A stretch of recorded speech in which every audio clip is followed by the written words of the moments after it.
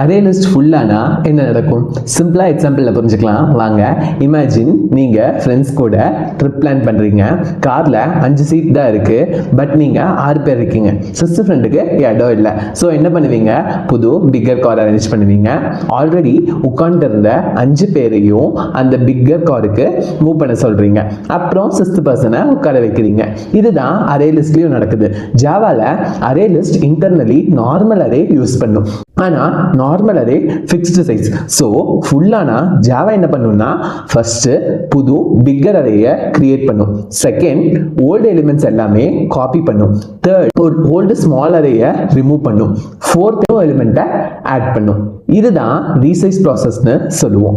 இதனால தான் sometimes array list slow ஆகும்.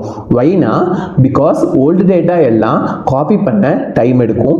ஸ்மால் லிஸ்ட்னா ப்ராப்ளம் இல்லை, ஆனால் thousands ஆஃப் ஐட்டம்ஸ் இருந்தால் பெர்ஃபார்மன்ஸ் ஸ்லோ ஆகும். ஸோ பெட்டர் ஐடியா என்னன்னா ஆல்ரெடி சைஸ் தெரிஞ்சா ஸ்டார்டிங்லேயே கெப்பாசிட்டி கொடுங்க. எக்ஸாம்பிள், எனக்கு 1000 ஐட்டம் வரும்னு தெரியும். அப்போ ஸ்டார்ட்ல ஆல்ரெடி ரெடியா கிரியேட் பண்ணுங்க. ரீசைஸ் கம்மியாகும், பெர்ஃபார்மன்ஸ் பெட்டர் ஆகும். இன்டர்வியூ ஆன்சர் என்னன்னா array list internally dynamic array use பண்ணும். கெப்பாசிட்டி ஃபுல்லானா நியூ பிக்கர் அரே கிரியேட் பண்ணும். ஓல்டு எலிமெண்ட்ஸை காப்பி பண்ணும். அப்புறம் நியூ வேல்யூவை ஆட் பண்ணும். நாளைக்கு புது வீடியோவில் பார்ப்போம். பை.